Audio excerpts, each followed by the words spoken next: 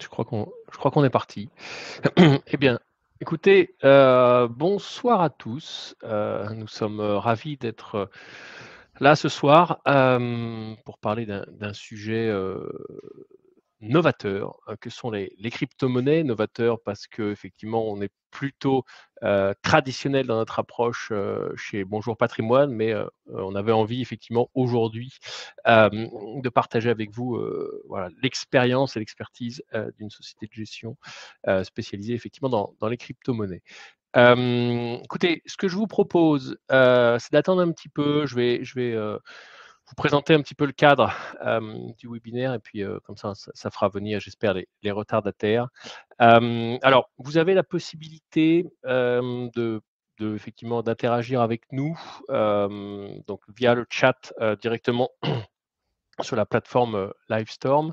Donc on essaiera effectivement autant que possible de répondre à vos questions, pendant, donc voilà, n'hésitez pas, hein, c'est vraiment, interactif, si vous avez des doutes. C'est un sujet, assez d'actualité en plus, compte tenu de tout ce qui se passe dans l'environnement des cryptos et du bitcoin en particulier. Donc c'est le timing pour ce webinaire est assez intéressant.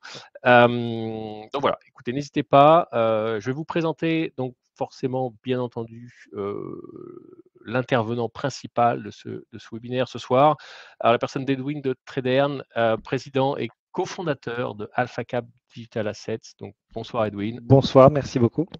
Écoute, merci. Merci à toi de partager ton expertise, sur cette thématique, et tu nous diras un petit peu ton parcours et pourquoi, AlphaCap, se distingue entre guillemets des autres plateformes.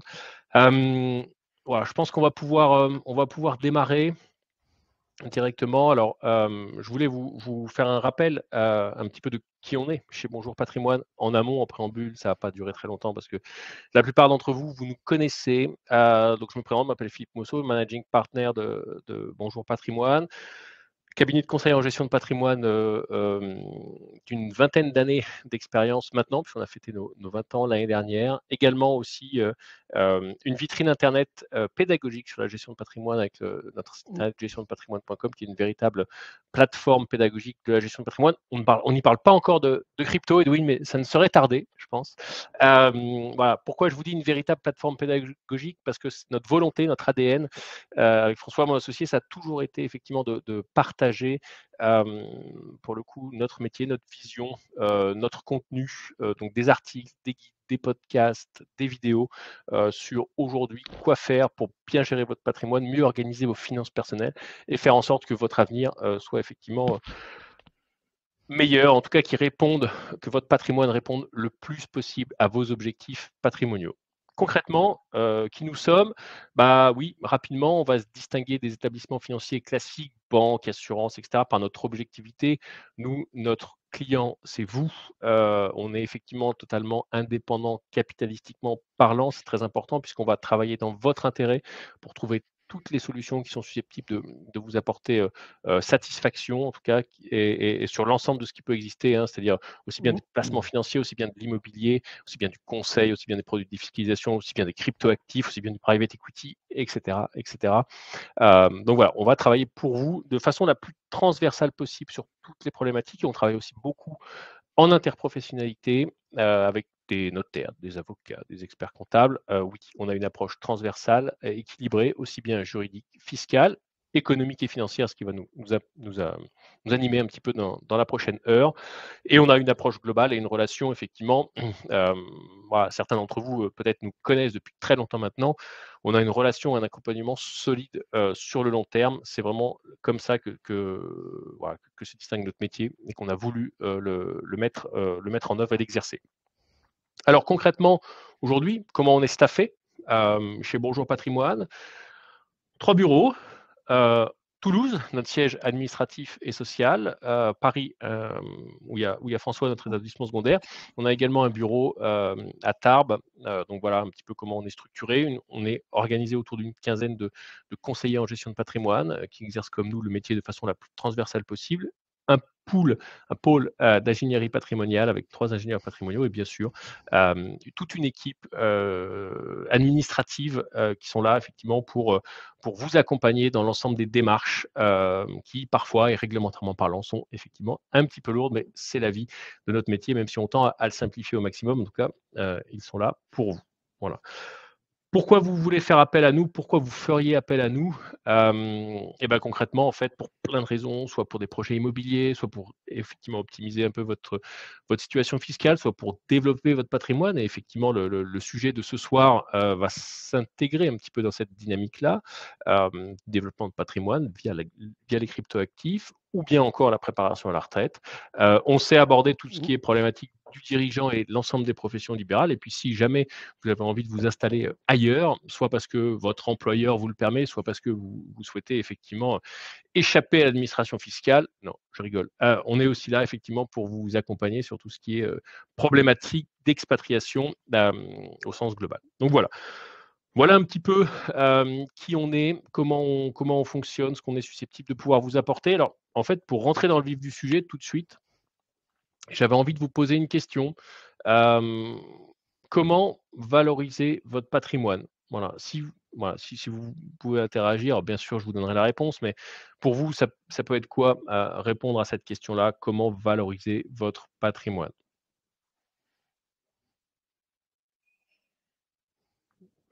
On va pas vous manger, hein, c'est pas, il y a pas de bonne ou mauvaise réponse. Oui, ça peut être effectivement investir dans les cryptoactifs, mais pas que. Ça peut être investir dans le private equity, mais pas que. En fait, ça va être surtout la bonne réponse, ou les bonnes réponses, ça va être surtout de, définir précisément vos objectifs patrimoniaux. Parce que c'est vraiment, l'étape de départ. Le bas de la pyramide ou le haut de l'entonnoir, c'est comme vous voulez. C'est qu'est-ce que vous voulez pour votre organisation patrimoniale dans le meilleur des mondes, entre guillemets et ça, c'est un travail que vous ferez avec votre CGP, de définir et de poser très concrètement vos objectifs patrimoniaux. Ensuite, effectivement, bah, on définira, hein, par rapport à ces objectifs-là, pour y arriver, vraiment comment on va adapter les enveloppes d'investissement par rapport à vos objectifs, parce que chaque enveloppe d'investissement ne colle pas à chaque objectif et c'est là où on commence un petit peu à rentrer dans la complexité de notre métier. Ensuite, bien sûr, ça va être comment on va adapter les stratégies d'investissement aux objectifs. Pourquoi stratégie d'investissement? Parce que vous ayez reçu un gros capital, on va travailler plutôt en cash, que vous ayez une capacité d'épargne, on va travailler en effort régulier ou en investissement progressif ou même avec un levier de crédit, le cas échéant, on sera sur ce type de stratégie-là. En fait, c'est ce qu'on appelle une stratégie d'investissement. On fera en sorte que ça colle au maximum avec vos objectifs patrimoniaux. Bien sûr, plus que jamais, une fois qu'on a bâti le bas de la pyramide, qu'on commence à monter un petit peu les échelons, bah, c'est OK, s'assurer dans le temps, bien sûr, en fait, que la, stratégie patrimoniale qu'on vous présentera ou qu'on co-construira, pardon, avec vous, s'adapte vraiment à votre situation à l'instant T, puis aussi aux évolutions parce qu'effectivement, j'ai souvent l'habitude de dire qu'un patrimoine doit suivre son titulaire et effectivement, il doit s'adapter parce que vos objectifs peuvent être amenés à changer, votre situation familiale peut être amenée à changer et cetera. On doit pouvoir vous accompagner, dans le temps pour s'assurer que ce qu'on a mis en place reste le plus cohérent possible, en tout cas, avec vos objectifs. Donc voilà un petit peu notre métier, comment surtout valoriser votre patrimoine, hem, réaliser un bilan, un point de départ et tenir la stratégie dans le temps avec quelqu'un qui est capable de vous accompagner, c'est extrêmement important. Donc voilà un petit peu la présentation. Notre objectif, c'est simplement vous aider à réaliser les vôtres. C'est comme ça, effectivement, qu'on voit notre métier chez Bonjour Patrimoine, c'est vous accompagner de la façon la plus transversale pour vous aider pardon, dans le temps à réaliser vos objectifs. Voilà un petit peu. On peut le schématiser aussi sous forme de pyramide et c'est là où en fait, on va faire un petit peu la transition avec, pourquoi aujourd'hui on on va échanger autour des cryptoactifs. Les cryptoactifs, c'est le haut de la pyramide. Ça veut dire qu'on aura réfléchi autour de vos objectifs, ça veut dire qu'on aura réfléchi autour de vos enveloppes d'investissement. Qu'est-ce qu'on va utiliser? Tout ce que je viens de vous dire, hein, et de la stratégie d'investissement, comment mobiliser. L'allocation stratégique, en gros, ça va être, voilà, est-ce que je veux des actifs, risqués, non risqués, de l'immobilier, des obligations, des produits structurés, des SCPI, et cetera, et cetera. Et en fait, les cryptoactifs rentrent, dans l'allocation stratégique. Voilà. L'allocation tactique, c'est vraiment le haut de la pyramide, c'est est-ce qu'on va, sélectionner un titre plutôt qu'un autre, et cetera. On va pas aborder ce sujet-là, peut-être avec Edwin tout à l'heure, mais c'est pas, à mon avis, c'est pas le cœur. C'est aujourd'hui pourquoi c'est extrêmement intéressant d'avoir une quote-part de cryptoactifs au sein de votre allocation stratégique patrimoniale. Et c'est ça aussi, bah voilà, hein, on a un métier qui évolue avec son temps. Les cryptoactifs, c'est une matière qui est assez récente, mine de rien, parce qu'il y a encore 3, 4, 5 ans, on entendait quand même beaucoup moins parler. Maintenant, c'est vrai qu'on commence à bâtir un petit peu et à intégrer les cryptoactifs dans une structuration de patrimoine pour des pourcentage relativement faible compte tenu de la volatilité de l'actif, mais effectivement, ça reste extrêmement intéressant dans la construction de son patrimoine. Et en fait, bah voilà, maintenant pour lancer la conférence, c'est la question que j'avais envie de vous poser. Pourquoi, selon vous, faut-il avoir des cryptos actifs dans son patrimoine? Voilà. Si vous pouvez prendre quelques petites minutes pour réfléchir, mais pourquoi, selon vous, vous devriez intégrer des cryptos actifs dans une gestion de patrimoine? Ah, ah bon? Ouais, si tu veux nous le dire, tu veux nous le dire. Ouais, je vais attendre.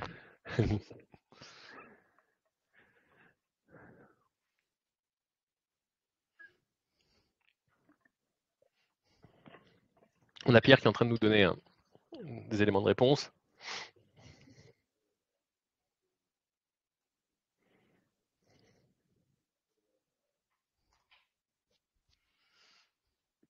Ah Pour bah avec Emmanuel, diversifier, on a la même. exactement. Pour de la diversification, diversification. Ah, c'est un terme qui revient vite à la diversification, très clair. La rentabilité, diversification, rentabilité, la performance, la valorisation future. Ah ouais, tout ça, c'est très, très cohérent. Les outils d'investissement, BlackRock, OK, cible directement une société de gestion. La retraite, OK. Ah, c'est très intéressant. La retraite, Baptiste, et ben, ouais, ouais, c'est 100 en phase. Qu'est-ce que tu un jour, la rareté du bitcoin peut en faire l'or de demain. Hem, ouais, très Moi, je clair. suis complètement en phase. Donc bien, c'est Ouais, ouais. rassurant. Acheter des trucs sur le dark web. Oh, ah ça Oui, il y a ça peut longtemps, alors oui. effectivement, c'est on évitera. Solution d'investissement complémentaire à la finance traditionnelle. Bien sûr, bien sûr, bien sûr, c'est exactement ça. Bah, écoute, je pense qu'on commence à avoir un panel à Aussi. déflation. Ouais, très clair. Non, non, c'est on a un panel de réponses, intéressants. Hem, bah, écoute, j'ai envie de te dire, à toi de jouer, Edwin. Parfait. Maintenant, tu es le mieux placé, et c'est pour ça qu'on a travaillé ensemble ce webinaire, pour démarrer effectivement et répondre un petit peu à cette question-là. Et qu'est-ce que vous faites, aujourd'hui, chez Alpha Cap? Qu'est-ce qui vous distingue un petit peu des autres acteurs du marché? Alors, ce que je vais faire d'abord, c'est je vais finalement expliquer qui on est, comment on travaille cette classe d'actifs, ce qu'on propose. L'objectif pour moi, c'est de faire preuve de pédagogie. Je ne sais pas quel est le degré de connaissance de la classe d'actifs des auditeurs. Donc surtout, n'hésitez pas à poser des questions dans le chat, s'il vous plaît. J'y répondrai avec grand plaisir.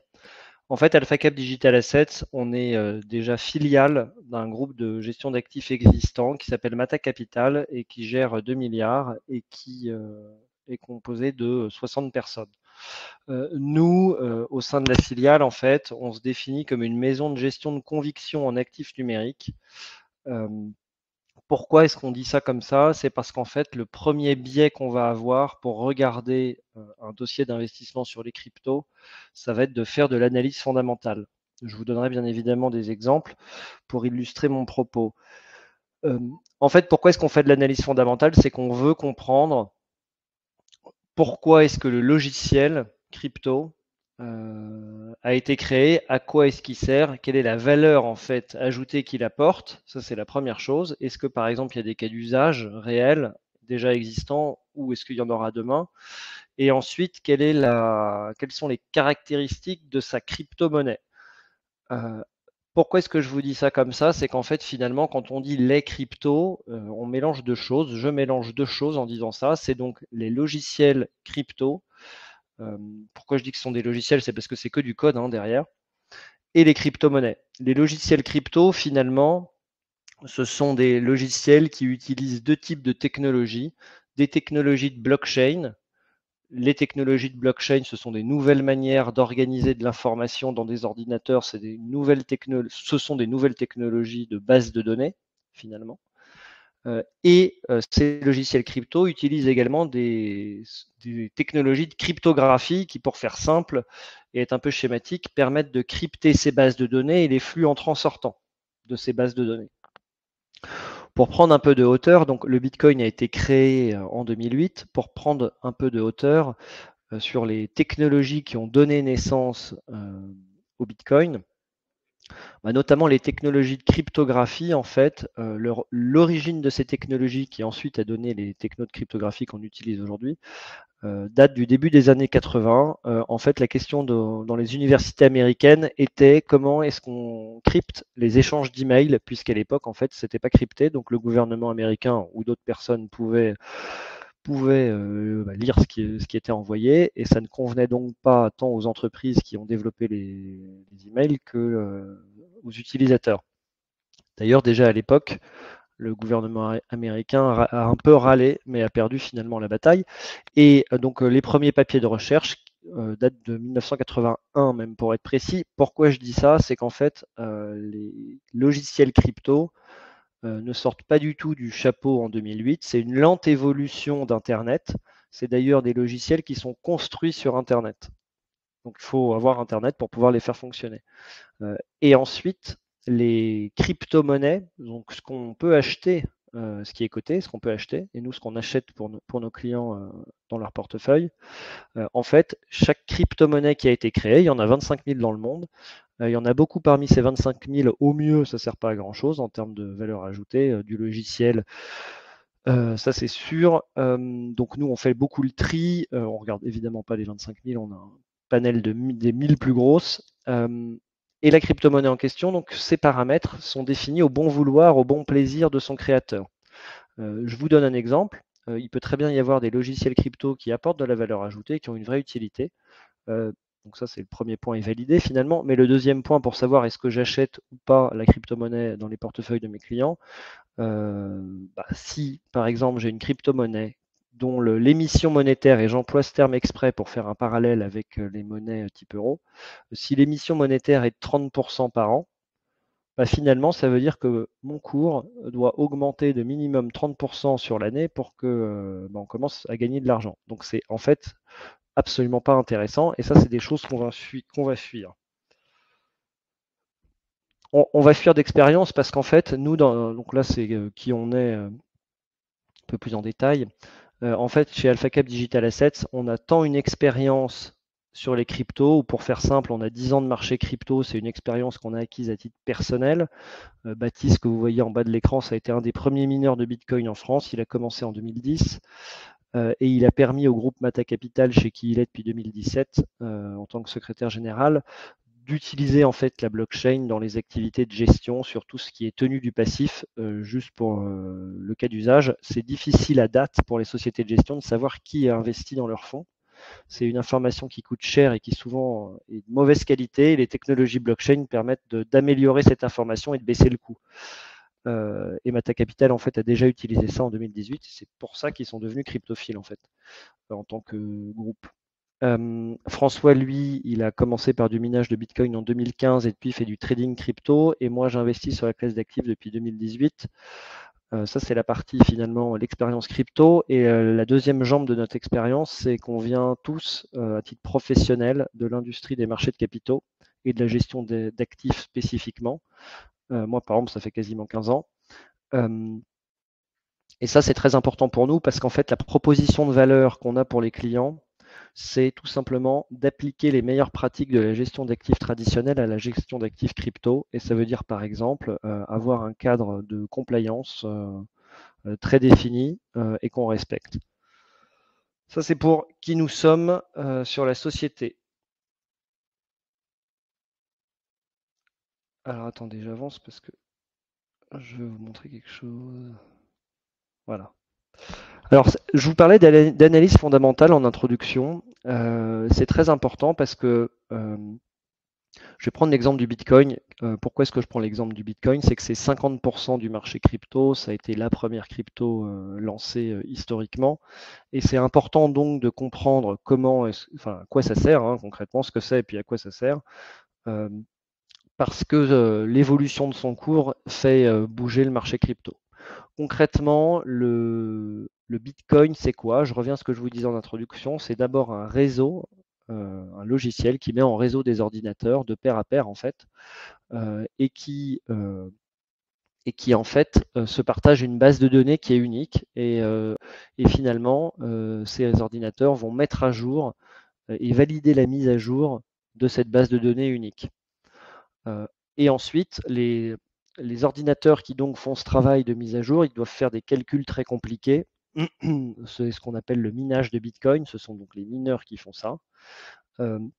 Et ces calculs compliqués, pour faire simple, il faut être le premier à trouver la réponse à une équation horriblement compliquée. Et le premier qui a trouvé la réponse lève la main et se fait rémunérer ce travail donc de vérification de l'information et de modification de la base de données unique, se fait payer ce travail par le réseau Bitcoin en pièces Bitcoin. Donc le fameux Bitcoin qu'on peut acheter et vendre, sur les marchés. Et concrètement, quelle est l'utilisation qu'on peut en faire? En fait, c'est une base de données unique qui a un registre financier. Tout simplement, c'est un registre de transactions financières parce que ce réseau sert à envoyer de la pièce Bitcoin. Donc, concrètement, il y a moi, je suis basé à Paris, je suis à Paris, j'ai quelqu'un à qui je dois, on va dire 70 000 $, peut-être un peu moins. Donc je peux aussi lui envoyer une pièce Bitcoin, notamment s'il est au Chili. Si on a tous les deux Internet, ça prendra 10 minutes pour qu'il ait réceptionné finalement le Bitcoin, enfin la pièce Bitcoin. Alors, je souris un peu là parce que j'ai reçu ce matin un mail de ma banque, de ma banque professionnelle, me disant que pendant le week-end de Pâques, tous les services, tous les transferts bancaires ne seraient pas traités, que ce serait traité à partir de mardi. Et alors, ça m'a fait sourire parce que j'ai tourné la tête et j'ai dit à un de mes voisins, bah, tu vois, c'est vraiment la preuve que la blockchain, ça sert à quelque chose parce qu'il n'y a pas du tout ce sujet avec la blockchain. On peut transférer à tout moment. Finalement, la seule contrainte, je vous l'ai dit, c'est qu'il faut avoir accès à Internet pour pouvoir avoir accès au réseau et au logiciel Bitcoin. Ensuite, nous, je vous ai évoqué donc la production du Bitcoin, les calculs à faire, le fait que les mineurs ils soient payés en pièces Bitcoin pour faire ce calcul. C'est un point important, ça, nous, parce que donc ce sont des entreprises maintenant. C'est plus comme Baptiste qui était chez ses parents à l'époque sur la prise secteur, avec son ordinateur portable de l'époque qui avait une puissance largement suffisante. Maintenant, ça s'est beaucoup industrialisé finalement. Il faut faire des investissements qui sont lourds. Ce sont des entreprises qui sont pour certaines cotées aux États-Unis et au Canada, ce qui est très intéressant pour nous parce que ça veut dire qu'elles sont obligées de publier des informations régulièrement. Et donc ces gens, ils ont des coûts de production qui sont les cartes graphiques, notamment Nvidia, les serveurs qu'ils achètent ou qu'ils louent, l'électricité qu'ils doivent acheter pour faire tourner les ordinateurs et les serveurs, les loyers, les salaires, etc. à payer. Et par exemple, à date, le coût de production moyen estimé d'une pièce Bitcoin, c'est un coût de production qui est de l'ordre de 28 à 29 000 $. C'est très important parce que en fait, ça permet d'avoir les pieds sur terre quand on regarde l'évolution des cours. Notamment, nous, ce qu'on considère, c'est que à date, suite à la récente hausse, on n'est pas si haut que ça. Ça doit vous étonner ce que je vous dis et je vous explique tout de suite pourquoi. C'est que à partir de fin avril 2024, donc c'est-à-dire dans un mois, ces fameux mineurs de Bitcoin, je vais dire leur salaire, mais c'est pas le bon mot, c'est leur paiement par le réseau Bitcoin de leur travail de calcul va être 2 fois moins rémunéré en pièces Bitcoin. c'est normal, hein, c'est tous les 4 ans comme ça dans le réseau Bitcoin. C'est parce que c'est une monnaie, je vois, donc je relis ce que Thierry B écrivait, la déflation. C'est parce que c'est une monnaie déflationniste. Donc je dis, hein, c'est une monnaie déflationniste qui a été conçue en fait à l'origine en 2008 en réponse au comportement des États qui était d'imprimer du papier et ça s'est pas du tout amélioré depuis. Donc c'est vraiment à l'opposé en fait que ça s'est construit. Pourquoi est-ce que c'est important donc d'avoir les coûts de production en tête? Bah, c'est qu'en fait, du jour au lendemain, ces acteurs économiques qui ont des comportements normaux hein, vont, pour le même travail et donc les mêmes coûts, devoir vendre 2 fois plus de pièces Bitcoin, enfin pardon, ils vont vendre 2 fois moins de pièces Bitcoin, puisqu'ils vont en toucher 2 fois moins pour le même travail, qui vont donc devoir vendre 2 fois plus cher pour garder le même chiffre d'affaires. Sachant que, donc je dis bien, hein, pour garder le même chiffre d'affaires, sachant que leurs coûts de production sont plutôt inflationnistes, ne serait-ce que sur le prix des cartes graphiques Nvidia, qui est un bon exemple, un bon raccourci. Et donc, s'ils veulent aussi maintenir leur marge, bah, en fait, il faudrait même qu'ils le vendent plutôt plus cher que ça. Donc, ça veut dire que quand je suis à 70 000 dollars, finalement, je suis pas très loin du fait que eux doivent vendre du jour au lendemain, à partir, c'est normalement le 24 avril, à partir du 24 avril, la pièce Bitcoin au moins 60 000 dollars pour en fait maintenir leur chiffre d'affaires. Et pourquoi est-ce qu'ils vont la vendre? Parce qu'en 2023, par exemple, ils ont pas vendu, enfin ils ont vendu le moins possible de Bitcoin en anticipation du marché de 2024-2025. Et quand ils les vendent, c'est parce que bah, ils doivent payer des salaires, payer des loyers, etc.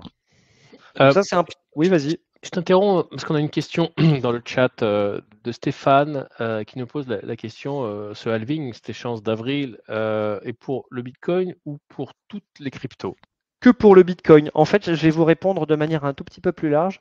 C'est qu'il existe 25 000 à peu près cryptos dans le monde. Utiles, il y en a vraiment beaucoup moins. Il y en a beaucoup parmi ces 25 000. Au mieux, ça ne sert pas à grand-chose. Ça, c'est un point important à avoir en tête. Et en fait, chaque crypto-monnaie a des paramètres qui ont été décidés par ses créateurs et qui ont été en fait codés dans le logiciel. Et pour le Bitcoin, c'est tous les 4 ans, c'est donc que pour le Bitcoin, hein, c'est tous les 4 ans que la rémunération du travail des mineurs est divisée par 2. Alors d'ailleurs, en vous parlant, je dis que pour le Bitcoin, c'est pas exactement vrai parce qu'il y en a quelques-unes qui ont ce même type de modèle.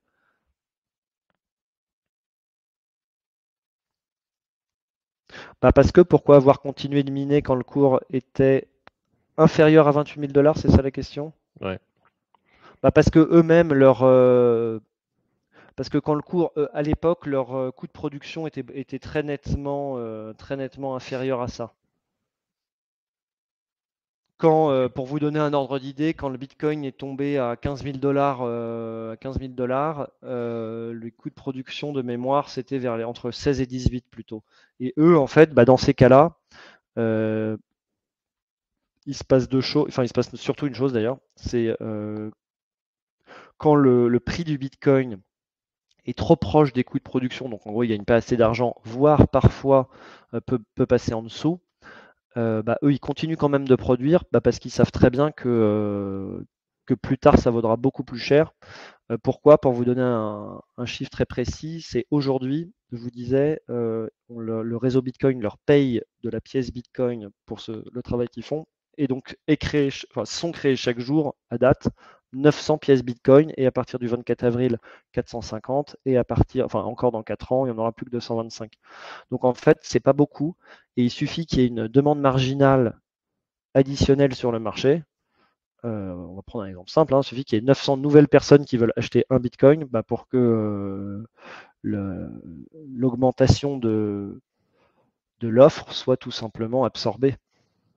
Et en fait, on met ça, nous, en parallèle avec les ETF. Alors, je ne sais plus trop quel slide c'est. Ah oui, qui sont des produits assez récents Attends. Oui, intervenus sur non, mais qui le sont marché. des produits très récents. Où est-ce que j'ai mis ça? Voilà. Qui sont des produits très récents, en fait. Ça a été validé par la SEC le 10 janvier 2024, où très concrètement, sur ces produits financiers assez spécifiques, qui ne sont accessibles qu'aux États-Unis, dès lors qu'un client investit par exemple 10 000 dollars, le produit doit acheter sur le marché l'équivalent de 10 000 dollars de Bitcoin et les garder à son bilan.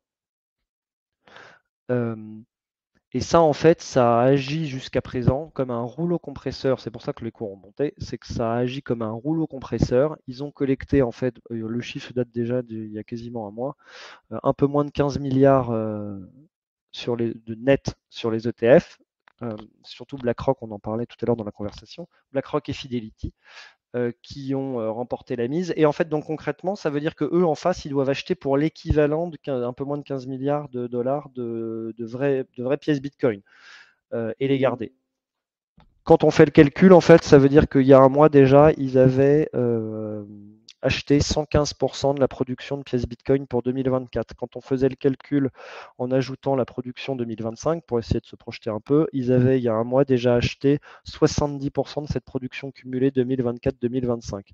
Donc en fait, moi, je reformule et je me dis, mais tiens, un produit financier a été lancé sur le blé, par exemple. Il a déjà dû acheter en 2 mois de cotation 115% de la production de blé de 2024 et 70% de celle de 2024-2025. Est-ce que le cours du blé va continuer à monter? Il semblerait que oui. Surtout si en plus j'ai ce phénomène de division par deux, donc dans un mois maintenant, de la rémunération des mineurs de Bitcoin, où ça va encore plus raréfier en fait l'actif. On dit souvent en finance, les arbres ne montent pas au ciel. Indirectement, là, tu es en train de nous dire que Jamais. potentiellement, ça, il y a quand même, on a quand même une certaine visibilité sur un cours en forte croissance dans les prochaines années. Oui, alors moi je suis entièrement d'accord, les arbres ne montent jamais au ciel. Euh, donc ça, faut être prudent par rapport à ça. Après, c'est comme je disais, ce sont des logiciels en fait. C'est une classe d'actifs qui est constituée de logiciels. Donc, ce sont des actifs qu'on appelle en bourse de croissance. Les actifs de croissance, en fait, ce qui compte beaucoup, euh, c'est comme tous les modèles de SaaS en fait, les logiciels SaaS, ce qui compte beaucoup pour les investisseurs, c'est est-ce que la croissance, en gros, le nombre d'abonnements, le nombre d'utilisateurs, et finalement les flux financiers générés par ça augmente. Donc c'est pour ça que là, on a mis à l'écran la croissance organique du nombre d'adresses Bitcoin en 10 ans a fait x50 et celle de la numéro 2 qui pèse 20% des cryptos cotés qui est Ethereum a fait x260 en 7 ans. Donc en fait, il y a énormément de croissance organique à aller chercher. Je vais juste vous donner un exemple sans rentrer dans le détail. Donc, si jamais vous voulez que je rentre dans le détail, n'hésitez pas à me le mettre en commentaire. Ethereum, ça n'a absolument rien à voir avec Bitcoin. Bitcoin, en fait, c'est un système, c'est un, comment dire, Bitcoin, c'est un logiciel qui finalement s'attaque à l'industrie du système de paiement. L'industrie du système de paiement à date, c'est 2000 milliards le marché.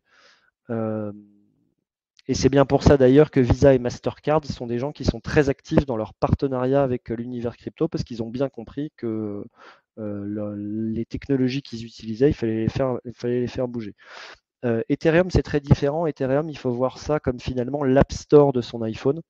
C'est un logiciel d'infrastructure sur lequel des développeurs vont construire des applications, un peu comme l'App Store finalement.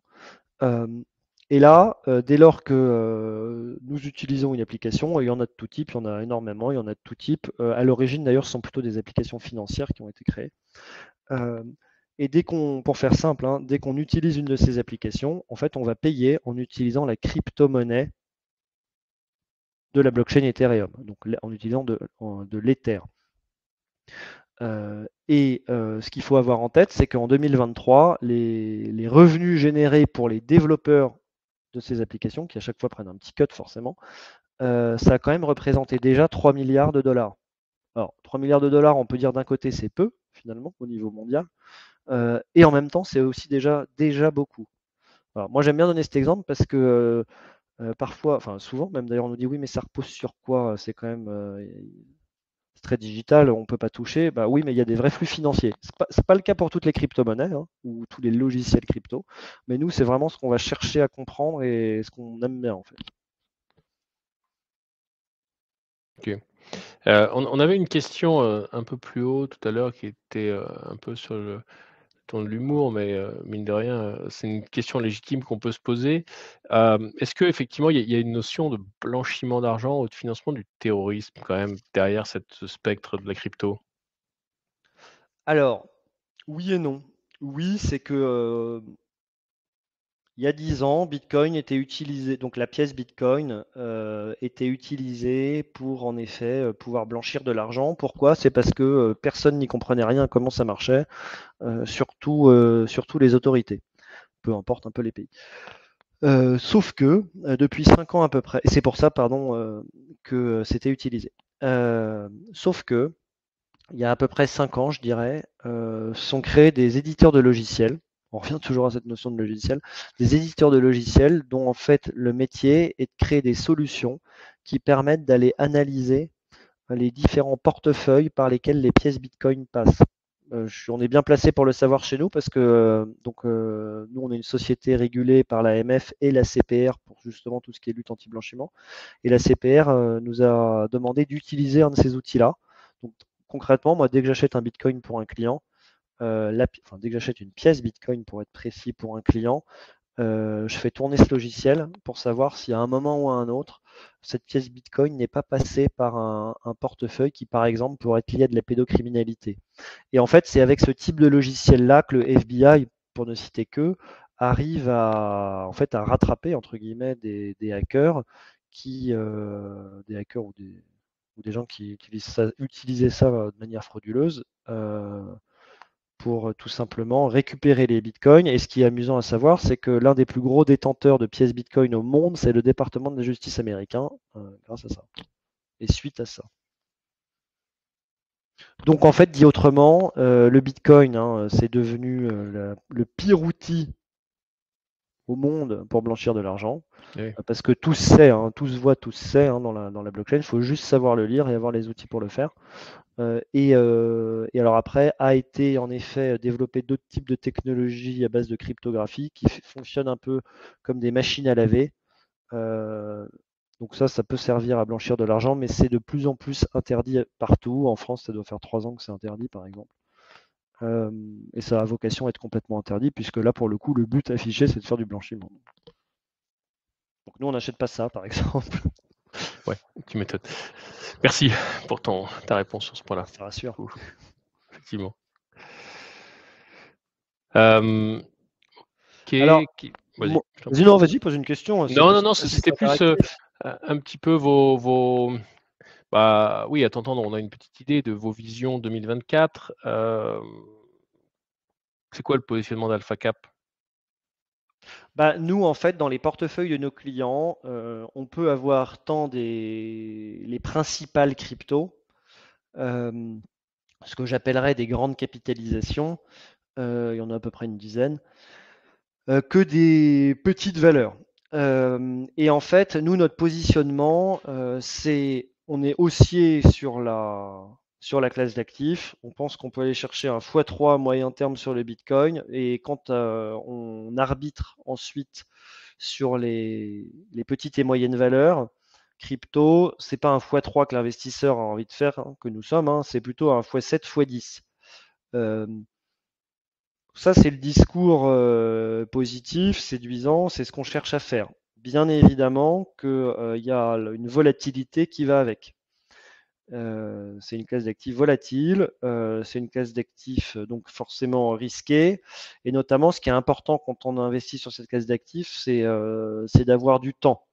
Pourquoi? Parce que faire un coup sur quelques jours, par exemple, hein, je donne un exemple un peu caricatural exprès, c'est difficile parce que bah, ça peut monter ou descendre de 10% en 2 jours. Donc, on va dire baisser de 5% par jour, par exemple, c'est pas, enfin nous on s'alarme pas quoi. Mais en revanche, si on n'a pas l'habitude, on risque de paniquer et donc de sortir après avoir fait un -10, alors que 2 jours après, ça aura peut-être largement repris. Et donc nous, notre positionnement et le positionnement de nos portefeuilles, c'est en fait,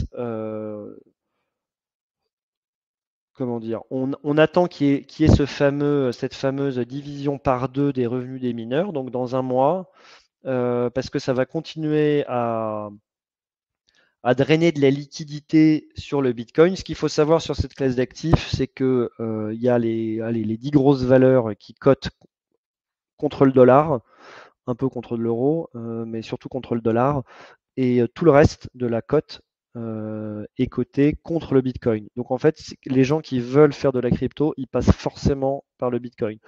Et donc il faut que d'abord il y ait beaucoup de liquidités qui soient arrivées sur le Bitcoin pour qu'ensuite ces liquidités descendent, donc les gens ont bien gagné leur vie sur le Bitcoin, et qu'ensuite ces liquidités descendent, sont arbitrées vers des dossiers plus petits en taille. Mais c'est exactement comme sur les marchés actions, où d'abord les investisseurs rentrent sur les large caps, ont bien gagné leur vie, investissent sur les mid, enfin les moyennes valeurs, pardon, puis les petites, puis après il y a un événement exogène qui fait que les gens ont peur et ils vendent ce qui est moins liquide, donc les petites et les moyennes, pour se replier sur les larges. Là, ça marche exactement pareil, et nous, c'est le type de rotation euh, c'est le type de rotation qu'on va faire. Y a-t-il un effet FOMO pour le Est-ce un effet de mode crypto? Après un bull run, tout le monde en parle. Ne fallait-il pas en parler l'année dernière? Alors, figurez-vous, moi j'en ai parlé quand ça valait 15 000 $ en disant bah allez-y, personne ne m'écoutait, personne n'en a acheté. Donc oui, il valait mieux en acheter quand c'était beaucoup moins cher, hein, par définition. Euh, mais, euh, mais la question c'est plutôt quelles sont les perspectives à date, moi je trouve finalement, et les perspectives à date, elles restent haussières poussé par en fait poussé par l'adoption au niveau institutionnel des cryptos. Je crois qu'il y avait une question, enfin une remarque en tout début dans le chat, c'est de l'or, ou non, ce sera de l'or. En fait, dans le monde anglo-saxon, c'est déjà de l'or digital, Alors, j'ai une question le là, puis Bitcoin. elle revient parce qu'en fait, il y a un onglet questions, mais j'avais vu votre question. Je pense que ça pourrait être intéressant tout de suite d'aborder un petit peu le sujet en matière de fiscalité. Ah Effectivement, oui, on pose oui. acheter avec Bitcoin et retirer du Bitcoin génère la flat tax, à ma connaissance. Est-ce que ça n'en fait pas un frein à son adoption? Au final, on peut se poser la question de l'intérêt ou non d'y investir. Alors, par rapport à la fiscalité, puisque c'est la question, en effet, quand on est personne physique, qu'on achète de la crypto, en fait, on devra payer la flat tax, 30% quand même, quand on récupérera ces cryptos en euros, quand on va les convertir en euros. C'est-à-dire que tant qu'on reste en crypto, il y a zéro fiscalité et on peut capitaliser un maximum. Euh, Donc non, c'est pas spécialement un frein à l'adoption parce qu'en fait, le retour nous qu'on a de nos clients, c'est que c'est finalement une fiscalité qui est la même pour d'autres types Oh, c'est d'actifs. clair. Donc c'est par exemple beaucoup moins fiscalisé que l'immobilier, que les revenus fonciers. Mmh mh. Donc c'est Ouais, ça c'est clair. Puis même si on reste en crypto, au final, c'est plutôt pas fiscalisé, donc c'est quand même cool. OK. Hem, Merci pour ta réponse. Heu, Quelle est la proposition de de valeur, du coup, d'Alpha Cap Digital Assets? Attends, j'avance.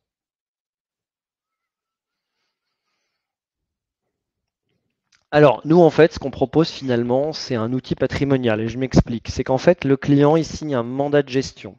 L'avantage d'un mandat de gestion, c'est que le mandant est donc propriétaire des actifs, peu importe lesquels hein, d'ailleurs, est propriétaire des actifs. Donc là, en l'espèce, il est propriétaire des cryptos qu'on va acheter et vendre pour lui. Première chose. Ensuite, ce qui est très important de regarder, c'est euh, où sont conservés les cryptos. Ça, c'est un point essentiel. Donc, les cryptos, pour être très direct, sont conservés chez AlphaCap Digital Assets au sein de comptes ségrégés. Ça veut dire que les cryptos du client X sont sur un compte spécifique où il n'y a que les cryptos du client X. Et en fait, pour sécuriser l'accès à ce compte, donc déjà, c'est nous qui avons accès, puisque c'est nous qui faisons les actes de gestion d'arbitrage. On utilise des technologies de coffre-fort numérique qui sont réalisées par des éditeurs de logiciels mondiaux comme Fireblocks, qui n'est pas connu quand on n'est pas dans le domaine, mais c'est des gens qui sont 3000 dans le monde et ont 3 milliards de cash au bilan. Donc c'est des gens sérieux qui ont développé des technologies depuis 6-7 ans qui permettent en fait de sécuriser la conservation des actifs numériques, et tous les gérants d'actifs crypto dans le monde comme nous travaillons avec ce type d'acteurs. Ensuite, comme on le mentionnait au sujet de la fiscalité, c'est vrai que c'est un point important en France, malheureusement j'ai envie de dire, c'est que nous, pendant la durée de vie du mandat, on ne repassera jamais en crypto, jamais en euros.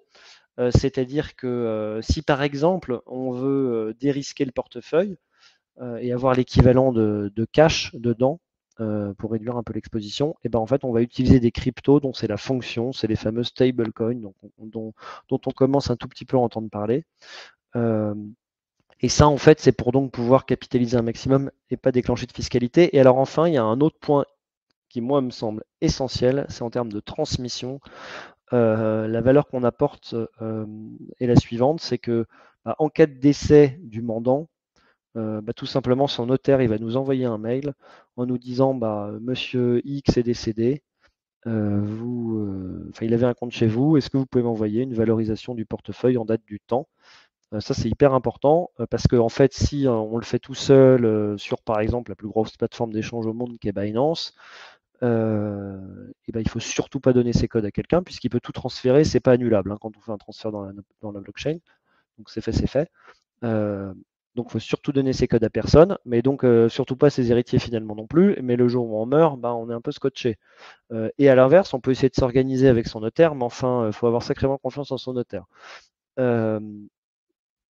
Donc en fait, c'est assez difficile de bien s'organiser sur ce sujet, et nous, notre solution, donc la vertu du mandat de gestion, c'est qu'elle permet ça.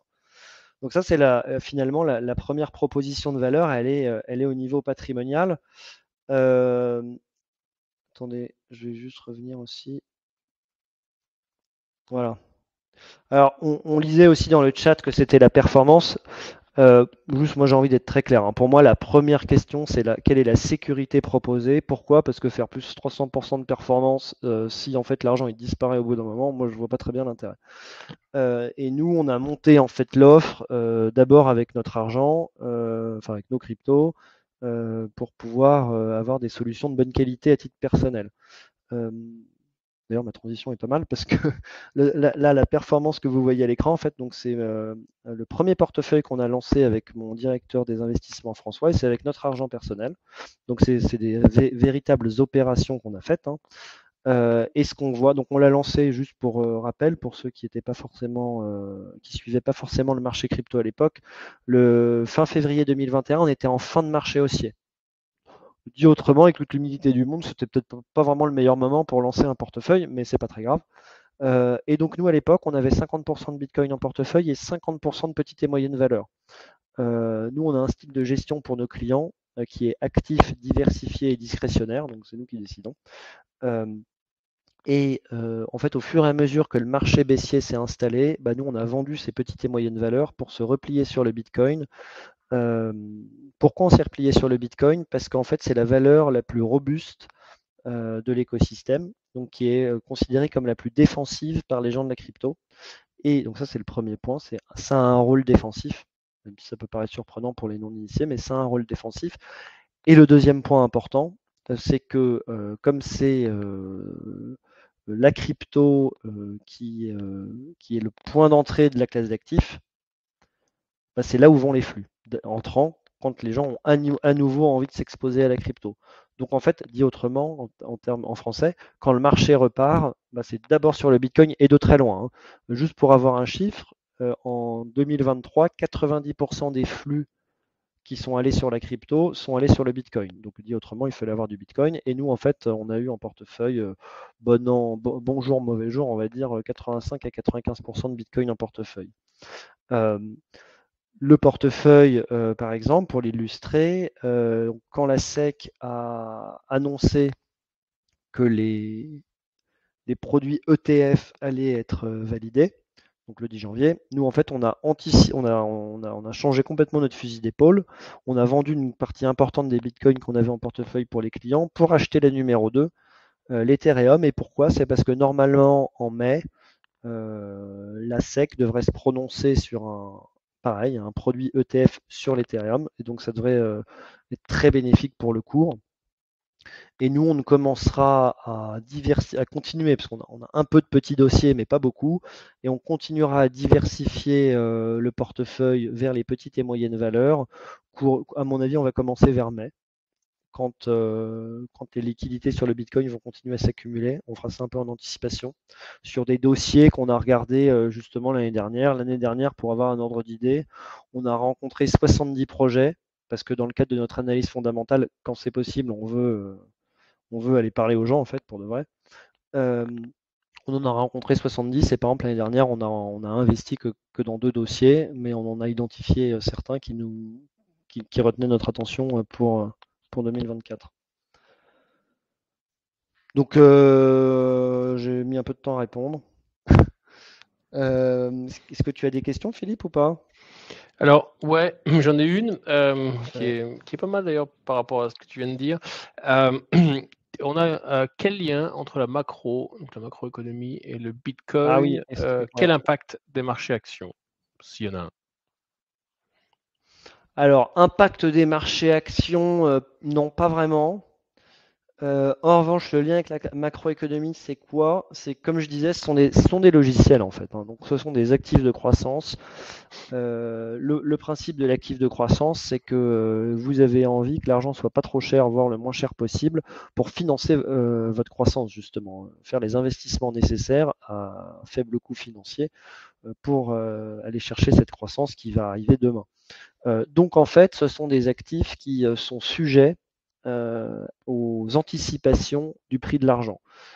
Pour illustrer, quand la Fed a monté ses taux, elle les a montés seulement de 0,25%, ce qui en vrai en soi, passer de 0 à 0,25, c'était quand même pas hyper impactant, mais le signal psychologique envoyé au marché, actions et crypto, était, bon bah en fait, on va commencer à monter les taux, en gros la fête est finie.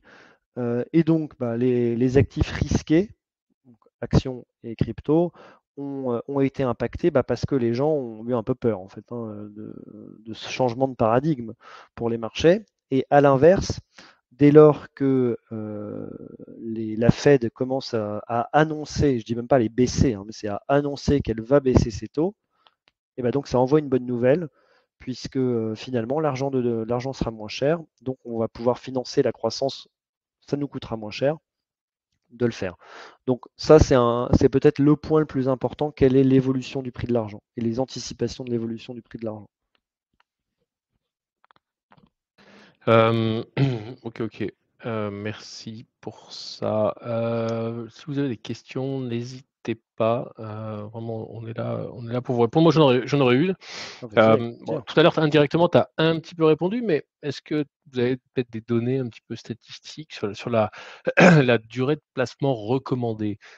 Pourquoi? Parce que souvent, dans notre métier, le long terme, on sait ce que ça va être, les actions, on sait que c'est du long terme, l'immobilier, on sait que c'est du long terme, on sait ce que c'est du court terme, du moyen terme, et cetera. Mais Mmh. pour les cryptos, cette nouvelle classe d'actifs, particulièrement peut-être le bitcoin pour le coup, oui, c'est très volatile, ça on le sait, on le vit,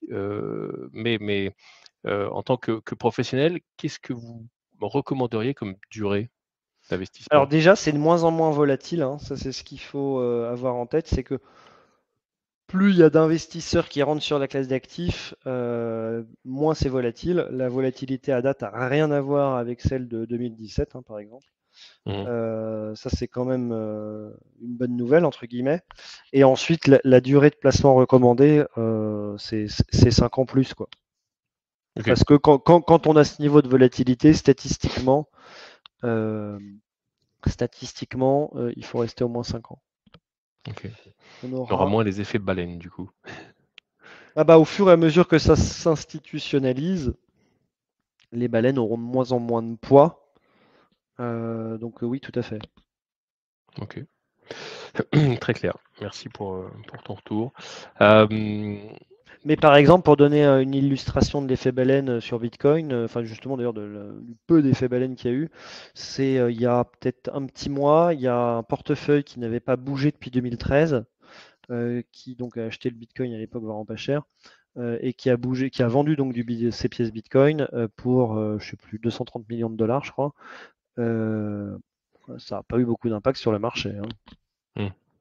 C'est effectivement un bon exemple. C'est plus vrai pour les petites cryptos. Donc nous, on fait d'ailleurs très attention à ça, parce que sur les petites cryptos, en fait, ça marche un peu différemment du marché action là, à ce niveau-là. Sur les petites cryptos, finalement, vous avez des fonds d'investissement qui existent, qui sont spécialisés dans le financement de ce type de projet et qui vont en revanche avoir des parts très importantes des crypto-monnaies. Ils vont avoir 80 à 90% de la crypto-monnaie. Ils ont des durées de blocage de allez, 1 an à 2 ans grand maximum. Ils font tout ce qu'il faut en fait en amont de leur durée de bloc, de la fin de la durée de blocage, pour que le cours monte. Et puis leur grand jeu, c'est dès qu'ils ont le droit de vendre, ils vendent tout le plus vite possible. Donc le cours s'écrase complètement. Alors que sur les marchés actions, c'est plutôt bien perçu par les marchés quand vous avez un fonds d'investissement qui rentre, qui va peut-être prendre 5 à 10% et qui restera un certain temps, peut-être 2 ou 3 ans. Là, c'est complètement l'inverse, par exemple, sur cette classe d'actifs. Nous, on fuit ces dossiers où il y a des fonds d'investissement qui sont dedans parce qu'on sait que c'est leur comportement, parce qu'on connaît des gens qui travaillent chez eux, hein. Et en revanche, une fois qu'ils seront sortis, peut-être que ce sera intéressant de rentrer sur le dossier. Faites-vous du trading traditionnel ou du robot trading? Non, nous on fait du trading traditionnel parce qu'il y a une telle asymétrie d'information que en fait c'est un métier où il faut beaucoup parler aux gens et parler un peu à l'ancienne, quoi, étonnamment d'ailleurs. Mmh. OK. Ouais. OK, très clair. Hem, je pense qu'on a fait un bon tour. Si vous avez des questions, hésitez pas encore. Je sais pas si tu veux ajouter, un On peut peut-être juste sujet, mais évoquer rapidement le type de mandat pour bien sûr, conclure. Ça suscitera exactement. peut-être des questions d'ailleurs. C'était ma question. Ah, super. Comment faire pour travailler avec toi? Et comment? Donc nous, en fait, on a 3 catégories de mandats.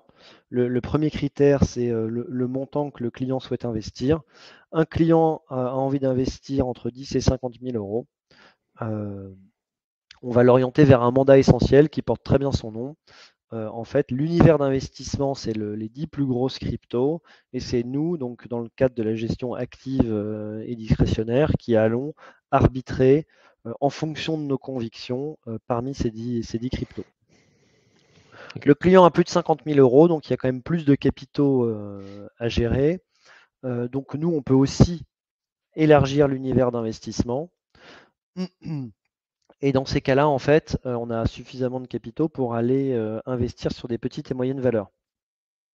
Donc, et c'est là où l'univers d'investissement, en fait, on va chercher où ces petites et moyennes valeurs.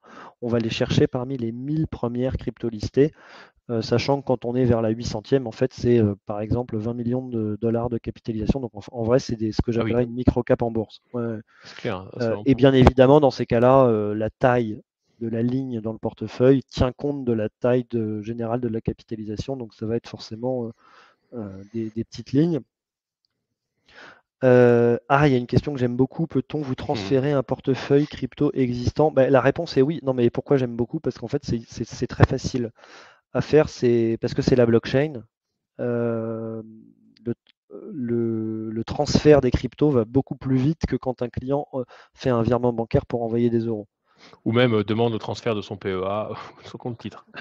Exactement, Blague. exactement. Alors juste nous, on est des gens prudents, donc ce qu'on demande dans ces cas-là, après je reviendrai sur mes mandats, mais ce qu'on demande dans ces cas-là, en fait, je vous disais, hein, quand on fait un transfert dans la blockchain, c'est vachement plus rapide, vachement plus efficient qu'un virement bancaire, mais rien n'est parfait. Quand on fait ce transfert, on ne peut pas l'annuler, contrairement au virement bancaire, où si on se dépêche d'appeler sa banque, on peut réussir. Donc en fait, nous, ce qu'on fait, c'est une fois que le client a signé le mandat, donc moi je suis autorisé en fait à aller ouvrir son compte dans mes livres, et donc je donne l'adresse, enfin le wallet, hein, l'adresse dans mes livres, par exemple Bitcoin, et je demande de faire d'abord le virement d'un petit montant pour être sûr que tout se passe bien, et j'en accuse réception, et ensuite je demande ensuite on peut envoyer le reste. OK. Très clair. Et donc sur le mandat à venir, je reviens à mes moutons. Sur le mandat à venir, on peut donc avoir des petites et moyennes valeurs, et ce qui a beaucoup de sens pour les mois à venir. Le mandat dynamique, en fait, le montant est beaucoup plus important parce qu'on veut des clients qui peuvent en fait supporter toute la volatilité qu'on peut avoir sur cette classe d'actifs et qui donc sont pas, par exemple, hein, pas là pour 5 ans plus, mais plutôt 8 ans. Ça pour nous c'est important. Et pourquoi je vous dis ça? C'est parce que dans le mandat dynamique, en fait, euh, il y a un indice de comparaison qui est 50% Bitcoin, 50% Ether. Donc de manière classique, hein, ça se voit très souvent dans les gestions traditionnelles ou dans les fonds accessibles dans les assurances vie. Mais en fait, en revanche, ce que les gens ne disent absolument jamais, c'est que ça induit un biais de gestion. Ça veut dire qu'un gérant, quand il a un benchmark, comme on dit, un indice de référence, bah, si l'indice il est pleinement investi, comme là, bah, lui, il réduira jamais la voilure. Pourquoi? Bah, parce que s'il réduit un peu la voilure, ne serait-ce que de 10% par exemple, si le marché continue à monter, si son Il va indice continue à sous-performer. performer, bah, lui, il va être derrière Mm. et mathématiquement, il ne pourra pas le rattraper. Donc ça induit un biais de gestion. C'est pour ça, c'est pour ça que je vous disais qu'on veut des clients qui peuvent prendre toute la fluctuation. Parce que les 2 premiers mandats, en fait, ça fonctionne différemment. L'objectif de performance, c'est faire 30% de performance annualisée.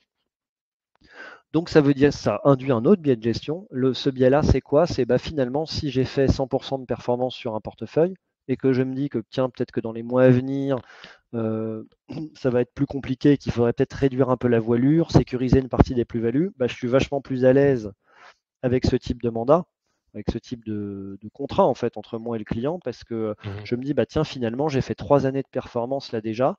Si le marché il continue à monter, c'est pas très grave. Et puis comme je l'ai dit aussi clairement que je viens de le dire, euh, le client est au courant. Oui, tout à fait.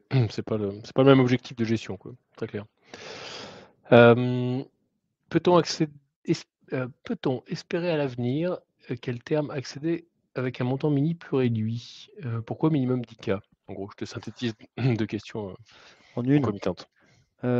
Alors pourquoi minimum 10K? En fait, nous on voulait rendre accessible notre solution patrimoniale. Alors, la réflexion d'origine, c'est pourquoi? C'est parce que il y a beaucoup d'arnaques dans l'univers financier. Je lisais encore quelque chose il y a 2 jours ou ce matin, je ne sais plus, sur l'arnaque au crédit immobilier. Et nous, en fait, d'expérience, hein, il y a eu pas mal d'arnaques aussi sur la crypto il y a quelques années. Et on veut pouvoir finalement permettre euh, aux professionnels du patrimoine comme Philippe de tout simplement proposer une offre accessible pour encadrer. Et moi, j'en ai marre d'avoir des comportements de mauvaise qualité, d'acteurs totalement, enfin qui sont même pas des acteurs, de gens complètement frauduleux qui arnaquent les gens. Donc c'est pour ça Mmh. qu'on a rendu le ticket aussi accessible. Et ensuite, pour répondre, avoir un montant plus réduit, en fait, non, c'est un peu compliqué parce que nous, on a des frais hein, en face. En revanche, ce qu'on a mis en place, c'est la possibilité de faire des versements programmés pour pouvoir répondre aussi à ce type de préoccupation. Peut-on intégrer des cryptos dans son assurance vie? On ne peut pas encore du tout intégrer de crypto dans l'assurance vie. J'y travaille pas vraiment là pour l'instant. Mmh. Mais ça pourrait changer un peu, ça pourrait changer. Peut-être que 2025, ça pourrait être une année. OK. Il y a Frédéric qui pose une question sur les frais de gestion, du coup, du mandat. Alors les frais de gestion du mandat, pardon, j'ai crié, c'est 2,99% TTC. Du montant investi, hein. Du nominal, enfin Ouais, enfin, de l'encours, quoi. de l'encours, ouais. Oui, OK. c'est un fonctionnement Mmh. hyper classique. OK. Je vois qu'il y a encore des Et même en ETF, non, même en ETF. La performance visée, je vous l'ai dit, hein, c'est quand on va basculer en régime de marché où ce sont les petites et moyennes valeurs qui vont surperformer le Bitcoin. Moi, je voulais chercher un x7, ce qu'on a fait dans le marché, dans le précédent cycle, en fait, mmh. avec plus de volatilité que sur Bitcoin, hein, bien évidemment. OK, ça me semble complet, pour ce soir. Je ne sais pas si vous avez encore des questions? En tout cas, merci vraiment, Edwin, d'avoir partagé ce moment-là Bah, avec c'est un nous plaisir, écoute. et nos clients. J'espère que c'était une thématique, novatrice. Enfin, en tout cas, c'est vraiment une classe d'actifs à part entière, très intéressante à avoir, pour un pourcentage entre guillemets, «raisonnable», dans son patrimoine dans le cadre d'une gestion patrimoniale globale, mais ça reste quand même d'ailleurs, on pourrait se poser une question, là pour terminer, c'est quoi, alors moi j'ai une idée, mais je te la pose, la bonne clé de répartition à avoir en crypto dans son patrimoine? Alors je sais pas si on voit bien là, à l'écran, mais en fait, statistiquement, alors là à l'écran, qu'est-ce qu'on a? On a portefeuille 1, c'est un portefeuille composé à 60% d'actions américaines et à 40% d'obligations américaines.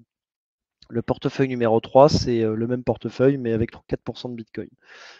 Donc dans le premier portefeuille, sur la période octobre 2015, fin avril 2023, c'est une période que moi j'aime bien parce qu'il y a eu 2 gros cracks crypto.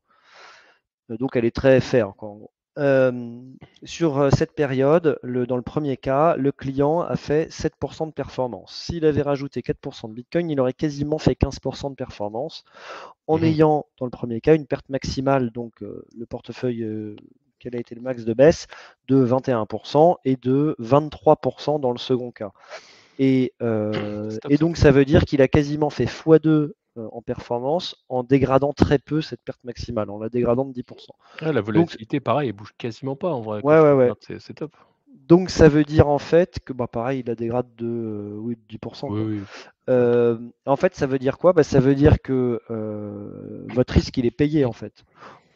Je rebondis un peu d'ailleurs sur la question performance visée, etc. Moi, je raisonne aussi en me disant, mais c'est quoi ma performance espérée? Ok, donc x7 par exemple. Quel est le risque que j'ai en face? Parce que pour moi, c'est hyper important. Et le risque, c'est quoi sur cette classe d'actifs? C'est en fait que le marché se stabilise sur les coûts de production du Bitcoin.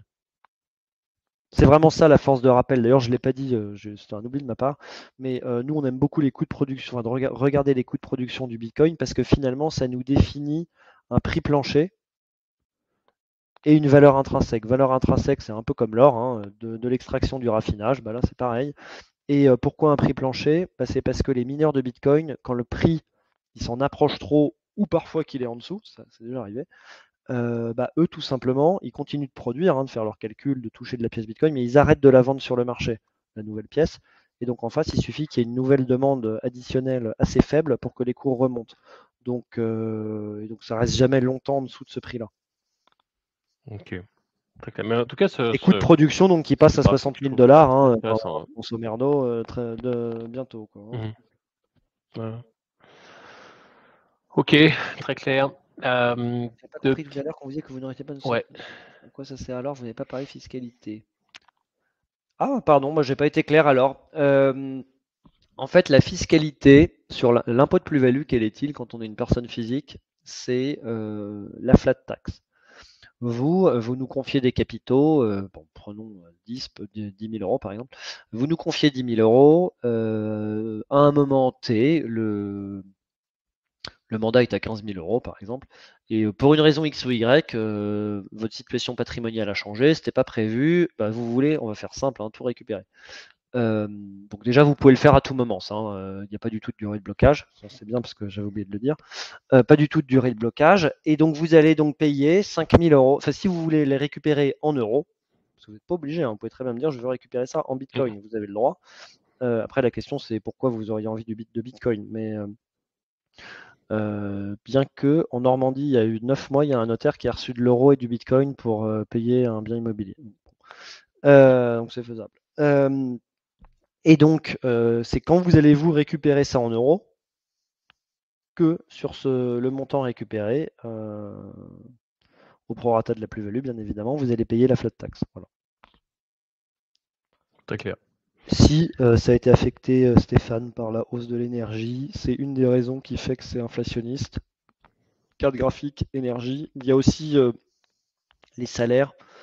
Enfin l'inflation de manière générale, salaire, loyer, etc. Ça fait que sur l'un des plus gros mineurs de Bitcoin aux États-Unis, au quatrième trimestre, leur coût autre que justement électricité, carte graphique, etc., ces autres coûts, ça a augmenté de 30%, par exemple. Hmm. Voilà. Ok. En tout cas, merci. Je trouvais ce dernier point très très intéressant. Donc, en vrai, si on a un portefeuille avec 4% de Bitcoin, ça permet quand même d'augmenter significativement la performance sans forcément beaucoup augmenter le risque. Donc, ça pourrait tout à fait être un target dans le cadre d'une gestion patrimoniale globale, quoi. Très clair. Merci Edwin, merci à tous d'être restés jusqu'au bout, bien sûr, d'avoir participé à ce webinaire. Il y aura un replay accessible si vous n'avez pas pu vous connecter. Voilà. Qu'est-ce qu'on peut se souhaiter de bon pour les cryptos pour terminer sur cette année? On peut souhaiter de continuer que